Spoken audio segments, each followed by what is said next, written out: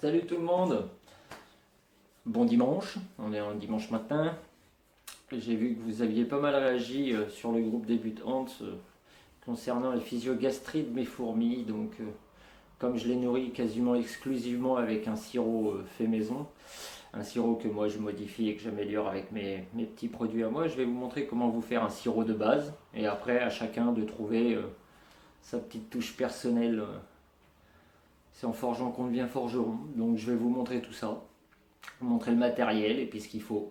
Je remercie mon lapin d'ailleurs de la chaîne YouTube World of Nocturna qui m'a aiguillé sur cette recette là et qui franchement a de très très bons résultats. Donc je vais vous montrer ça tout de suite.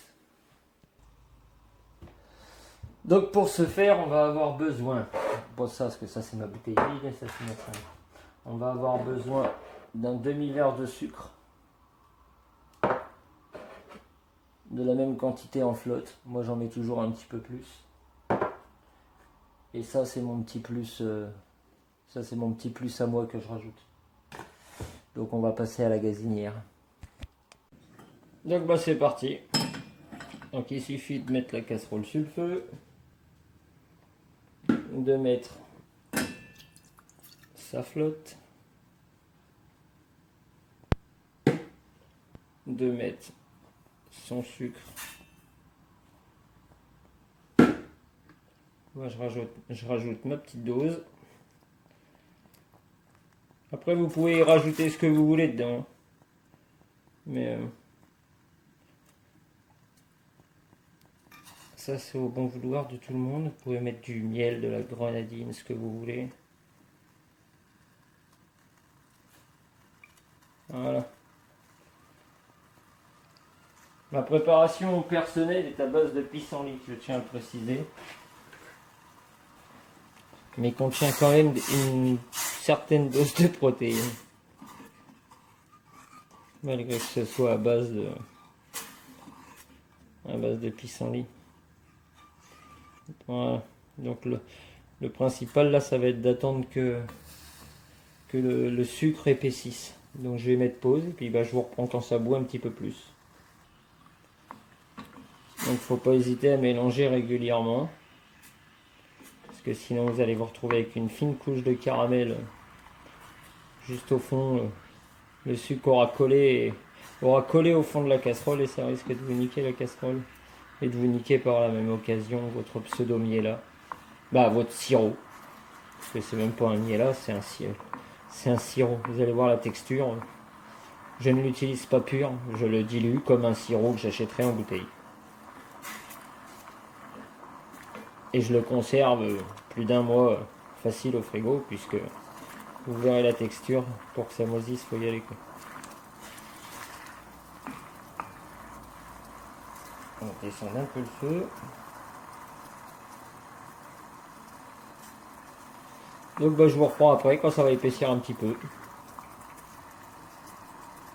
Voilà. Là ça commence.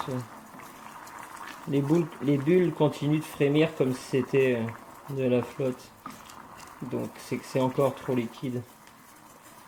On le voit quand ça commence à buller, ça fait des bulles comme si on faisait bouillir du sirop. Et on voit que mon mélange a tendance à changer de couleur à la cuisson.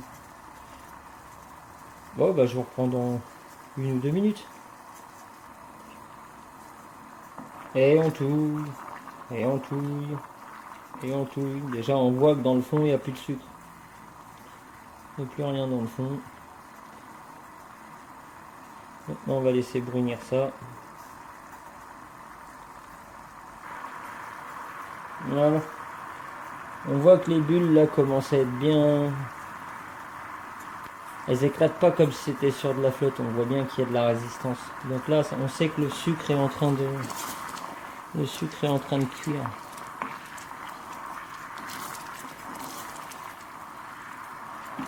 Et vous allez voir que sur la quantité que j'ai fait, ça me fait pas beaucoup de sirop, mais par contre, vu qu'on le redilue par derrière,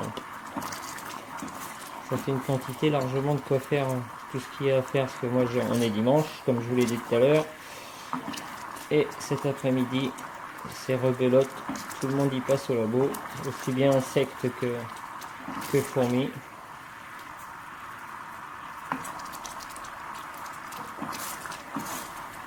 Bon, à tout de suite.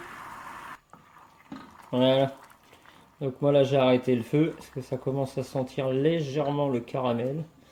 Et moi mon but c'est d'avoir du sirop, pas du caramel. Donc voilà à quoi ça ressemble le liquide.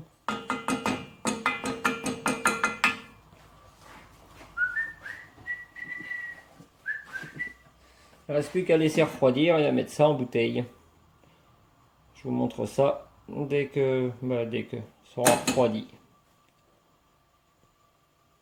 Il ne reste plus qu'à le mettre en bouteille. Ne vous inquiétez pas si la vidéo elle coupe pendant que je fais ça. C'est pour ça que je prends toujours la même casserole.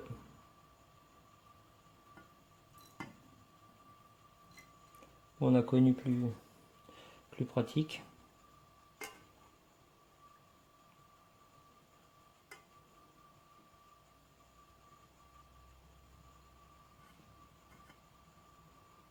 Il va falloir que je remette un coup là-dessus pour que ça... C'est ce que je disais, ça a coupé pendant que je faisais le vidage.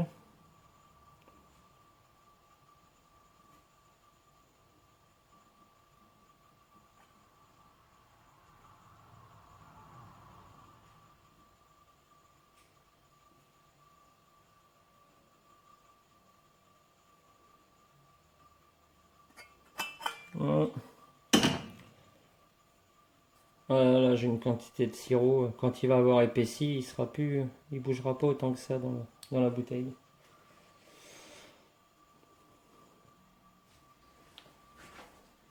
Bon, voilà le résultat.